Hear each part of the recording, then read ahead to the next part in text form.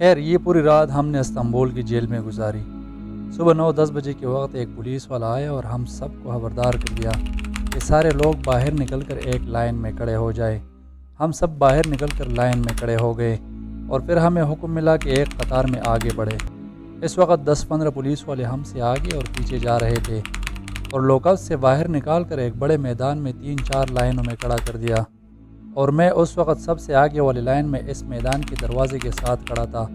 اور میرے ساتھ ایک افغانی لڑکا موجود کھڑا ہے جو مجھے بار بار کہہ رہا تھا کہ مین دروازہ کھلا ہوا ہے، یہی موقع ہے بھاگنے کا۔ یہ میری تیسری باری ہے کہ میں پکڑا جا رہا ہوں۔ پہلی مرتبہ 3 مہینے جیل گزارا، دوسری مرتبہ 5 مہینے جیل گزارا، اب کی بار مجھ میں جیل گزارنے کی ہمت نہیں ہے۔ اس جیل کا مین دروازہ جو باہر ایک مین روڈ کی طرف کھلا ہوا تھا، اور ہم دیکھ رہے تھے کہ باہر بازار میں لوگ معمول کی زندگی میں مصروف تھے۔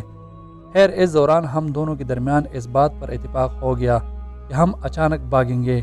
مگر اس نے بازار کی دائیں جانب بھاگنا ہے اور میں نے بائیں جانب، تاکہ پولیس والوں کی کنسنٹریشن تقسیم ہو جائے اور ہمیں بھاگنے کا بھرپور موقع ملے۔ مگر سب سے بڑا ڈر اس بات کا تھا کہ ہمارے جوتوں میں تسمے نہیں اور پینٹ میں بیلٹ۔ بھاگنے سے پہلے ہم نے اپنے جوتے یہاں چھوڑنے تھے، کیونکہ ننگے پیر انسان زیادہ بہتر بھاگ سکتا ہے، اور پینٹ کو ہاتھ میں پکڑ کر رسک لینے والے ہی تھے کہ اچانک ایک ڈائیو بس اس دروازے کے اندر داخل ہونے لگا، جس سے مزید جندرما کے 10-15 جوان اتر گئے، اور یوں ہمارا پلان ناکام ہوتا ہوا ہمیں محسوس ہونے لگا، اور مین دروازہ بند ہو گیا۔ یہ دروازہ اس بس کے انتظار میں کھلا ہوا تھا، اور میں چونکہ قطار کے فرنٹ میں کھڑا ہوا تھا تو ہم کو سب سے پہلے ہاتھ پلاسٹک کے لوگ سے پیچھے باندھ کر بس میں چڑھا دیا۔ جب سب لڑکوں کو بس میں چڑھایا تو بس کا دروازہ بند کرتا ہوا ایک پولیس والا اندر آیا اور ہمارے ہاتھ پیچھے سے کھول کر آگے کی طرف باندھ لیے، اور یوں یہ بس استنبول کے سب سے بڑے جیل تزلا کے لیے روانہ ہو گیا، اور ہم بھی قسمت اور تقدیر کے آگے سرنڈر کرتے ہوئے اللہ تعالیٰ پر بھروسہ کرتے ہوئے اپنے حشر کے انتظار میں تھے۔ خیر آخرکار وہ وقت آ ہی گیا کہ یہ بس استنبول کے سب سے بڑے جیل تزلا پہنچ گیا، اور ہمیں وہاں پر ترک آرمی کے جوانوں کے حوالے کرتا ہوا واپس چلا گیا۔ ہم سب کو ایک قطار میں کھڑا کرتے ہوئے ارد گرد دیکھنے سے پتہ چلا کہ یہ جیل پورا کا پورا لوہے کے کنٹینر سے بنایا گیا ہے، جو لہر بائی لہر کراچی بنارس جیسا لگ رہا تھا، اور ہر لہر پر لوہے کی جال کے اوپر کانٹے دار تار کا بھرمار ہے، جس سے پرندہ بھی پر نہیں مار سکتا۔ ہمارے دماغ میں بھاگنے کا جو پلان چل رہا تھا وہ چکناچور ہو گیا، کیونکہ یہاں سے بھاگنے کے لیے ہمیں ایک 20 میٹر کی دیوار سے چھلانگ لگا کر دوسرے پر چڑھنا ہوگا، اور یہ ٹوٹل 10-15 عدد دیواریں ہیں، تو اپنا منہ بند رکھنا اور ہر حکم کا تعمیل بجا لانا غنیمت سمجھا۔ خیر یہ آرمی کے جوان ہمیں ایک مزید الگ رنگ کی وردی پہنے والے جوانوں کے حوالے کرنے لگے، جو کہ ہمیں اس جیل کے درمیان ایک والی بال گراؤنڈ بنا ہوا تھا، جو کہ ایک پنجرے جیسا تھا، حتیٰ کہ اس کا چھت بھی جال سے بنا گیا تھا۔ وہاں ایک چھوٹے سے دروازے سے اندر داخل کرتے ہوئے ہمارے ہاتھ کھولنے لگے۔ اندر داخل ہونے سے دیکھنے کو ملا کہ کچھ لڑکے زمین پر پڑے ہوئے اپنے زخموں کی تاب نلاتے ہوئے کراہ رہے ہیں۔ ہمیں یہ تو پتہ نہ چل سکا کہ ان کو اتنی شدید مار پیٹ کیوں پڑی ہے، مگر ہم اپنا غم ضرور کھانے لگے۔ خیر ہم سمجھ رہے تھے کہ ہم اس جیل میں اکیلے ہیں، مگر جب کھانے کا وقت ہونے لگا تو ارد گرد کبوتروں کے لیے لگائے گئے کریٹوں کی طرح کنٹینر کی کھڑکیوں سے شور مچنے لگا۔ غور کرنے سے پتہ چلا کہ پولیس کے جوان کھانا تقسیم کرنے میں مصروف ہے، اور جس نے نہیں کھانا اس کی خاطرداری ہو رہی ہے۔ اور یوں ہمارا کھانا جب ہم کو پہنچا تو معلوم ہوا کہ ایک چھوٹے سے ایک مک یعنی نان کو بیچ میں سے کاٹ کر اس کے اندر مکھن کا ایک ٹکڑا ایک بوتل پانی کے ساتھ تقسیم ہو رہا ہے۔ ہم پٹھان زیادہ اور لذیذ کھانوں کے بڑے شوقین ہوتے ہیں، اور اپنے پیٹ پر ہاتھ رکھ کر اس سوکھے نان کے ساتھ 5-6 مہینے گزارا کرنا موت سے مترادف تھا، مگر کیا کر سکتے تھے، اپنا گھر تو ہے نہیں، ہم تو اپنے گھر اور ماں باپ کے پہلو سے بغاوت کر چکے ہیں، تو اب جو بھی ہوگا یہ ہمارے غلط وقت پر جذباتی فیصلوں کا نتیجہ ہے۔ خیر اس والی بال گراؤنڈ میں بیٹھے ہوئے وقفے سے لڑکوں کو پکڑ کر ظاہر کروا رہے تھے، جس میں عراقی، مصری، بنگالی، افغانی، پاکستانی، ہر قوم اور نسل کا کالا اور گورا شامل تھا، اور دیکھتے ہی دیکھتے تھوڑی ہی دیر میں یہ گراؤنڈ کچا کچ بھر گیا، اور یوں ہمیں 2-3 گھنٹے اس والی بال گراؤنڈ میں بٹھا کر ہمیں ایک سیریل نمبر ایشو ہو گیا،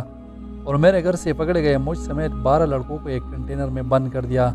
اس کنٹینر کا ایک ہی دروازہ تھا جو کہ باہر سے لاک ہو گیا، اور اندر 3 پٹے ہوئے اوپر نیچے بیڈ پڑے ہوئے ہیں، جو کہ آج رات ایک بیڈ پر 2 لوگ سوئیں گے، اور ساتھ میں کونے میں ایک چھوٹا سا واش روم ہے جس کا نظام درہم برہم تھا۔ خیر یہ رات ہم نے ایک بیڈ پر 2 لڑکوں نے گزاری، اور صبح ہمیں اپنے سیریل نمبر کے ساتھ اس کنٹینر سے نکال کر اوپر والی لہر میں ایک اور والی بال گراؤنڈ بنا ہوا تھا اس میں بند کرنے لگے، مگر کل کے دن ہمارے ساتھ زیادہ بدتمیزی ہو رہی تھی جو کہ آج کے دن معمول پر آنے لگی۔ اس وقت ہم جندرما کے حوالے ہیں کیونکہ اس جیل میں 15-20 الگ الگ ایجنسیوں کے لوگ موجود ہیں اور ہمیں اس پروسیس سے نکلنا پڑا۔ ہمیں حکم ملا کہ سامنے ایک ٹیلی فون بوتھ موجود ہے، جو چاہے ایک کال کر سکتا ہے۔ میرے کچھ دوستوں نے اپنے گھر والوں کو کال کی، مگر میں کس کو کال کرتا، اور کرتا بھی تو میرے پاس کہنے کو کچھ موجود نہیں تھا، کیونکہ مجھے اللہ پر پورا بھروسہ تھا کہ وہ مجھے اس مرتبہ ناکام نہیں کرے گا، کیونکہ میں اسے پہلے آزما چکا ہوں، اور ناکام ہونے کی صورت میں مجھے یقین تھا کہ میں زیادہ دیر تک زندہ نہیں رہ پاؤں گا۔ خیر تزلہ جیل میں ایک آخری مرتبہ ہم پر وہی کھانا تقسیم ہو گیا، اور ایک مرتبہ پھر ہمارے ہاتھ پیچھے باندھ کر باہر نکال کر ترک انٹیلیجنس کے حوالے کر دیا، جو کہ سادہ لباس میں ملبوس تھے، اور کچھ دیر بعد ایک اور ڈائیوو بس آ گیا، اور وہی طریقے سے ہمیں اس جیل سے انٹیلیجنس سمیت بس میں سوار کرا کر یہ بس حلیم سلطان کے شہر بلجک کے لیے نکل گیا، جو کہ ہمیں بعد میں پتہ چلا۔ مگر اس دوران اس بس میں سفر کرتے ہوئے ہمیں نہیں پتہ تھا کہ ہمیں کہاں لے کر جا رہے ہیں۔ بس کے اندر موجود ہر لڑکا اپنا اپنا رائے دے رہا ہے، کوئی کہہ رہا ہے کہ ہمیں ایئرپورٹ لے کر جا رہے ہیں، کوئی کہہ رہا تھا کہ ہمیں ازمیر کے بڑے جیل میں منتقل کر رہے ہیں۔ مگر جب یہ بس اندازے سے زیادہ سفر طے کرنے لگا تو کچھ لڑکوں کو اندازہ ہونے لگا کہ یہ بس ترک ایران بارڈر پر ہمیں ترک آرمی کے حوالے کرے گی، جو کہ وہاں سے ہمیں واپس ایران میں دھکیلے گی، جو کہ ایک معقول اندازہ تھا، کیونکہ کل کے دن ہم دیکھ چکے تھے اس طرح ہزاروں کی تعداد میں لوگوں کو جہازوں کے ذریعے ڈپورٹ کرنا آسان نہیں ہوتا۔ خیر یہ بس اپنی منزل کی طرف سرپٹ دوڑ رہا تھا، اور ہمیں یہ تک نہیں پتا تھا کہ ہمیں کہاں لے کر جا رہے ہیں، مگر یہ ضرور معلوم تھا کہ پاکستان ہی ہمارا مقدر ہوگا۔ اور یوں ساتھ میں سامنے بیٹھے ہوئے لڑکوں نے حوصلہ ہار لیا اور کہنے لگے کہ پاکستان جا کر یہ کام کروں گا، وہ کام کروں گا، کاروبار ڈالوں گا، وغیرہ وغیرہ، اور میں خاموش بیٹا ان کی باتیں سن رہا تھا اور سوچ رہا تھا کہ میں تو کشتیاں جلا چکا ہوں، اب پاکستان جا کر کیا کروں گا، اور گھر جا کر لوگوں کے تانے مجھے ویسے بھی زندہ رہنے نہیں دیں گے، کیونکہ میرے معاشرے کا سب سے منفی پہلو یہ ہے کہ آپ کو حوصلہ دینے کے بجائے ہر وقت ان کی دماغ میں فساد چلتا رہتا ہے کہ کہاں سے خرابی نکالوں۔ اور ایک آخری مرتبہ اللہ تعالیٰ سے مخاطب ہو کر دعا مانگنے لگا کہ اللہ میں دیوانگی کی حد تک آپ پر بھروسہ رکھتا ہوں، مگر مجھے اس مرتبہ بے حوصلے مت کرنا، اور ساتھ ایک پلان بنانے لگا کہ پاکستان پہنچ کر سب سے پہلے لاہور جاؤں گا اور مینار پاکستان چڑھ کر وہاں سے چھلانگ لگاؤں گا، کیونکہ اگر میں اتنے محنتوں اور کوششوں کے باہر بھی کامیاب نہیں ہوتا تو اس دردناک موت کا میں مستحق ہوں۔ پتہ نہیں اللہ تعالیٰ کی طرف سے کیسا عجیب امتحان تھا، مگر آج کے دن تک میرے وجود میں خون خشک ہونے لگا ہے، ایک کڑے سے نکل کر دوسرے میں گر جاتا ہوں، دوسرے سے نکل کر تیسرے میں۔ اب میں تھک چکا ہوں، اب میں نے اپنا بھرپور کوشش کر لیا ہے، اور دل ہی دل میں اللہ تعالیٰ سے باتیں کر رہا تھا کہ اللہ میں آپ کے پاس آ رہا ہوں، مگر میں نے جس راستے کا انتخاب کر لیا ہے وہ آپ کے احکام کی خلاف ورزی اور میرے مذہب کے مطابق حرام ہے، اپنی رحمت نازل فرما، ورنہ اس مرتبہ مجھے خودکشی سے کوئی نہیں بچا سکتا، اور اگر آخرت میں آپ نے مجھ سے وجہ پوچھا تو میرے پاس یہی جواب ہوگا کہ میں نے آپ کو دیوانگی کی حد تک پکارا تھا۔ خیر خودکشی کے ذریعے اپنے آپ کو مارنا آسان نہیں ہوتا، اور یہ سوچتے ہوئے اس بس میں سفر کرتے ہوئے میرے آنکھوں سے آخری بار آنسو روانہ ہوئے، کیونکہ مجھے معلوم تھا کہ یہ آنسو آج کے بعد بند ہونے والی ہے، کہ میرے کوئی منزل نہیں ہے، بس یوں ہی سفر میں رہتا ہوں اب تک۔ اب پتہ نہیں خود کو خوش قسمت شمار کروں یا بدقسمت، کیونکہ بنا منزل کے یہ سفر کرنے کی عیاشی کسی کسی کے نصیب میں ہوتی ہے۔ خیر کیونکہ میری زندگی ایک ایسی کتاب بن چکی تھی جس کا میں خود مصنف تھا، اور میں نے ایک ایسی قلم کا انتخاب کیا تھا جس سے یہ کہانی منزل لگانا مشکل تھا۔ اس بس میں سفر کرتے ہوئے ارد گرد ترکی کا نظارہ قابل دید اور قابل تعریف تھا، مگر جب یہ بس مزید اندازے سے زیادہ چلا تو معلوم ہوا کہ ہمیں ایرانی بارڈر تک پہنچایا جا رہا ہے، اور اللہ تعالیٰ سے سوال کرنے لگا کہ اب بھی وقت ہے، تم مجھے بچا سکتے ہو۔ خیر اب مجھے وقت کا صحیح اندازہ نہیں کہ یہ بس بلجک پہنچ گیا، اور وہاں پر ہمیں ایک بڑے عمارت میں اتار دیا جس کے اندر ایک والی بال گراؤنڈ ایک بڑے کمرہ نما ہال کی صورت میں موجود تھا۔ ترک انٹیلیجنس کا ایک بندہ آیا اور ہمیں مخاطب کرنے لگا کہ یہاں آپ لوگوں کی فنگر پرنٹس اور اپنے اپنے ملک کی شناخت ہوگی، آج رات آپ لوگ آرام سے سو جائے، کل ہم اپنا پروسیس شروع کریں گے۔ کل 9-10 بجے وہی بندہ واپس آیا اور ہم کو مخاطب کر کے کہنے لگا کہ ہم آپ لوگوں کو ڈپورٹ نہیں کرنے والے، مگر تم لوگوں نے بھی ہمارے ساتھ ایک وعدہ کرنا ہوگا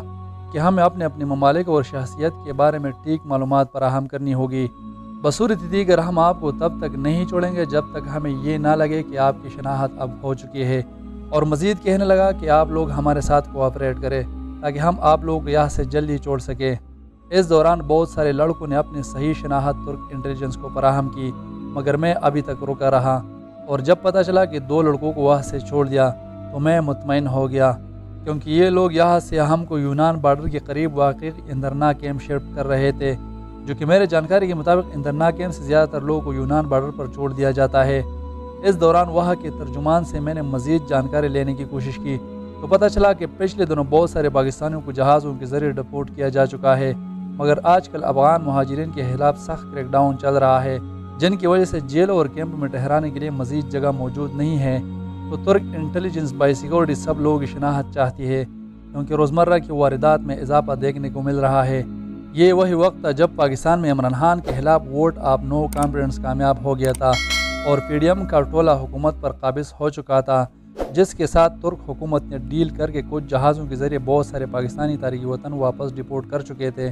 مگر جب ہم پکڑے گئے تو ان دنوں شہباز حکومت کو بھی احساس ہونے لگا تھا کہ پاکستانی ریاستی خزانہ خالی ہو چکا ہے اور جہازوں کو اڑانے کے لیے سرمایہ کی ضرورت ہوتی ہے، جو پاکستانی حکومت کے خزانے سے پی ڈی ایم چوری کے ذریعے آپس میں بانٹ چکے تھے۔ تو لہٰذا ترکی سے پاکستان تارکین وطن کو پاکستان ڈپورٹ کرنے کے لیے پی آئی اے کے جو پاکستانی جہاز یہاں آ رہے تھے وہ ان دنوں تک بند ہونے لگے تھے، کیونکہ پہلے سے ہی ترکی کی جیلوں میں بہت سارے پاکستانی ڈپورٹیشن کے انتظار میں پڑے ہوئے تھے۔ تو لہٰذا ان کے ساتھ ایک ہی راستہ بچا ہوا ہے، اور وہ یہ ہے کہ ہماری شناخت لے کر چھوڑنے کا، کیونکہ عمران خان کی شخصیت میں اللہ تعالیٰ نے اتنی مہر رکھی ہوئی ہے کہ یہ وہی وقت تھا جب عمران خان کی ناکامی سے ہمیں فائدہ ملا۔ خیر جب میری باری آئی تو ترک انٹیلیجنس نے میرے آنکھوں کا رنگ اور کمپیوٹرائز فنگر پرنٹ اور شکل کی شناخت کے ساتھ ساتھ میرے ملک اور ماں باپ کے بارے میں مجھ سے پوچھا، جو کہ میں نے پہلے سری لنکن بتایا تھا، اور اب جب کہ مجھے پتہ چلا کہ معاملہ 50-50 ہے تو میں نے اپنے شناخت کے بارے میں رائے بدل لی اور پوری جانکاری ان کو فراہم کرنے لگا۔ بلجک میں جب ہم سب کی شناخت کی پروسیس مکمل ہو گئی تو ہمیں ایک اور بس میں چڑھا کر یونان بارڈر کے قریب اندرنا کیمپ کے لیے روانہ کیا گیا۔ میں اس کو اللہ تعالیٰ کی مدد سمجھ رہا تھا، جس کی ایک وجہ ہے جو کہ بعد میں آپ لوگوں کو خود معلوم ہو جائے گا۔ یہ بس رات کے اندھیرے میں استنبول سے ہوتا ہوا اندرنا کیمپ پہنچ گیا، جہاں اسکینرز کے ذریعے ہمارے سامانوں اور چیزوں کی تلاشی ہو گئی اور ہمیں کیمپ میں داخل کر لیا گیا۔ اندر جانے سے پتہ چلا کہ 3 عدد بڑے ٹینٹ بڑے بڑے خیموں کی شکل میں لگائی گئی ہے،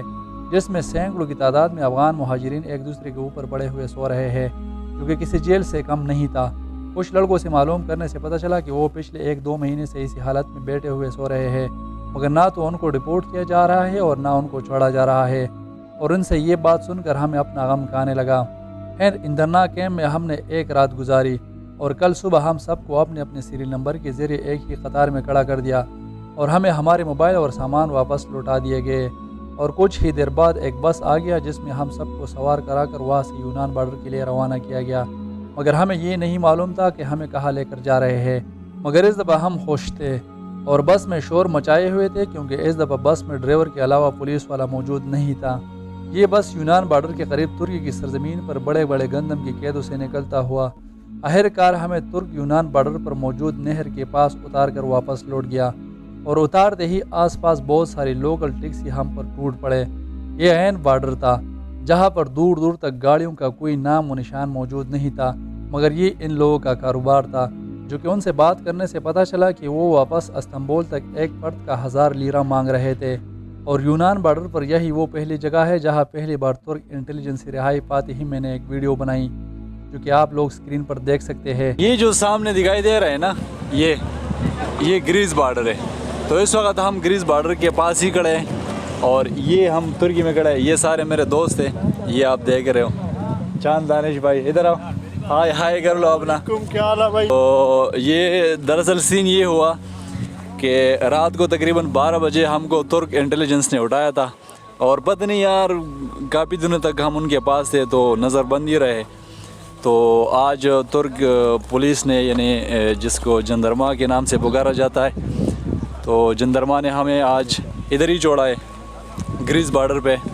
تو یہ گریس بارڈر ہے، آپ دیکھ سکتے ہیں۔ یہ سامنے یہ آپ نہر دیکھ سکتے ہیں۔ یہ ہمارے جو گاڑیاں ادھر آئی ہے، دور دراز علاقہ ہے تو یہاں پر ٹیکسی بھی نہیں آ رہی۔ تو ہر کوئی ٹیکسی 1000 لیرہ مانگ رہے، اور جو کہ فی الحال ہمارے پاس موجود ہے، کسی کے پاس موجود نہیں ہے۔ تو انشاءاللہ العزیز ابھی دیکھتے کیا بات ہوتی ہے، تو کوشش کرتے۔ ادھر ایک اور گاڑی بھی آ گئی جیسے کہ آپ دیکھ سکتے ہو، تو ابھی گھسنے کی کوشش کریں گے دوبارہ انشاءاللہ، دیکھتے آگے جو بھی بنتا ہے، ہمارے ساتھ رہے۔ خیر یہاں ہم ٹوٹل 24 لڑکے موجود ہیں، اور ہم 12 لڑکے ہو کر 2 وین والوں کے ساتھ 700 لیرہ پر ہیڈ رضامند ہو گئے، یعنی ہم کو ایک وین کا یونان بارڈر سے استنبول تک 9000 لیرہ ادا کرنا پڑے گا۔ اور یوں عصر کے وقت ہم یہاں سے استنبول کی ڈنکی پر روانہ ہو گئے، کیونکہ بنا ساز و سامان اور ڈنکر کے ہم یونان میں گھس تو سکتے نہیں، لہٰذا ہمارے پاس ایک ہی آپشن بچا ہوا تھا، اور وہ کسی بھی طرح استنبول میں واپس گھسنے کا۔ یہ ایک بہت خطرے والا سفر تھا، کیونکہ استنبول جیسے شہر میں کلیام وین میں بیٹھ کر گھسنا آسان بھی نہیں ہوتا، کیونکہ راستے میں بہت جگہ پولیس کا سامنا کرنا پڑتا ہے۔ خیر اسی اندھیری رات میں ہمارے وین کے ڈرائیور نے گاڑی الگ الگ راستوں سے نکالی اور ہمیں استنبول تک پہنچانے میں کامیاب ہو گیا، مگر ہم ابھی تک شہر کے اندر داخل نہیں ہوئے تھے، اور دونوں وینوں کے ڈرائیور لگاتار آپس میں کال پر مصروف تھے، مگر ہماری خوش قسمتی یہ تھی کہ دوسرا والا وین ہم سے آگے تھا اور ہم اس کے پیچھے، اور استنبول شہر میں داخل ہوتے وقت اس کی طرف سے اطلاع ملی کہ آگے پولیس ہے، اور دونوں گاڑیوں کے درمیان فاصلہ ہونے کی وجہ سے اس کو پولیس نے پکڑ لیا، اور ہمارا ڈرائیور سیدھا بھاگنے میں کامیاب ہو گیا، اور مین روڈ سے ڈائریکٹ ایک تنگ گلی کے ذریعے دوسری طرف نکل گیا، اور ہائی سپیڈ میں 3-4 گلیاں مزید پار کر کے کسی کے ساتھ کال پر مصروف تھا، اور اچانک ایک میدان کی طرف نکل پڑا، جہاں ہائی سپیڈ میں 3-4 عدد یلو ٹیکسی آئی اور ہم کو اٹھا کر نکل گئی، اور ٹھیک آدھا گھنٹہ بعد ہمیں ہمارے گھر کے دروازے کے باہر اتار دیا جہاں ہم پہلے رہتے تھے، اور یوں پکڑے گئے سارے لڑکوں میں سے آدھے راستے میں دوبارہ پکڑے گئے، اور میں حبیب سمیت گھر واپس پہنچنے میں کامیاب ہو گیا۔ گھر پر شیر علی سے ملاقات ہوتے ہوئے معلوم ہوا کہ وہ لگاتار میرے ابو کے ساتھ رابطے میں تھا، اور ایجنٹ کے ذریعے میرے رہائی کے لیے ہر ممکن کوشش کر رہے تھے، مگر میں چونکہ ترک انٹیلیجنس کے پاس تھا تو بیکار کی کوشش تھی۔ خیر میرا اپنے ابو کے ساتھ رابطہ ہو گیا، اور اب بھی ہمارا اتفاق خشکی اور سمندر کے راستے پر نہ ہو سکا، کیونکہ اس کو اس بات کا ڈر تھا کہ سمندر کسی پر رحم نہیں کھاتا، یہ ایک خطرناک راستہ ہے، اور وہ کسی بھی طرح مجھے کھونے کو تیار نہیں تھا، مگر میں اس کی حوصلہ افزائی کے لیے کہا کرتا تھا کہ موسیٰ علیہ السلام بھی تو سمندر سے گیا تھا، اللہ تعالیٰ معجزہ بھی تو کر سکتا ہے۔ وہ مجھے جواب میں کہا کرتا تھا کہ موسیٰ علیہ السلام مزدوری کرنے نہیں جا رہا تھا، تو تب میں چپ ہو جاتا تھا، مگر ان کو نہیں پتہ تھا کہ اللہ نے میری کتنی مدد کی اور میں کس قدر اس پر بھروسہ رکھتا ہوں۔ خیر 2-3 دن بعد میں اپنے ابو کو اپنے بات پر منانے میں کامیاب ہو گیا، کیونکہ میرے پیروں میں اب بھی درد ہوتا رہتا ہے۔ میں چل تو سکتا ہوں، مگر اس راستے کے پہاڑوں سے کود نہیں سکتا، اور مجھے بلغاریہ، سربیا اور بوسنیا کے جنگلوں میں ان ہونہار جانوروں سے اپنا گوشت بوٹیا نہیں نوچنا تھا۔ خیر میں نے اپنے ابو کو سمندری گیم پر نکلنے کے لیے رضامند کر دیا، اور یوں ایک ایجنٹ کے ساتھ اس وقت کے ویلیو کے مطابق ترکی سے ڈائریکٹ اٹلی سمندری راستے 9000 یورو میں ڈیل لاک کر دیا، جس میں راستے کا خرچ اور خوراک مجھے اپنی جیب سے ادا کرنا ہوگا، اور ہمارا گیم ترکی سے چھوٹے ٹورسٹ شپ میں بحر ایجین سے ہوتا ہوا بحر روم کے انٹرنیشنل واٹر کے ذریعے اٹلی پہنچے گا، جو کہ آج کی تاریخ تک ہزاروں کی تعداد میں ماؤں کے لاڈلوں کو نگل چکا ہے۔